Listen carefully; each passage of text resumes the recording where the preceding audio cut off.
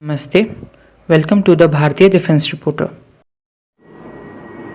Aiming to boost surveillance capabilities against enemy warships operating in Indian Ocean region, the Indian Navy has moved a proposal to urgently acquire 10 shipborne drones which can keep a close eye on activities of the adversaries.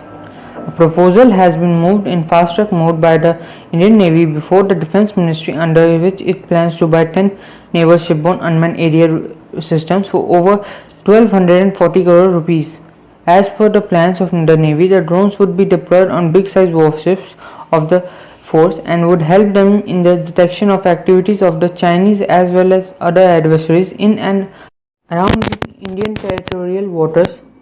As per plans, the Navy is likely to acquire these drones through an open bid and then deploy them on its warship for surveillance and reconnaissance activities. The Indian Navy is working separately on a project to acquire Sea Guardian drones from the United States for expanding its surveillance in the country's areas of interest from Madagascar to Malacca Straits and beyond. The Navy is also getting its existing drones upgraded as part of an upgrade program which has recently taken up for discussion in the Defense Ministry.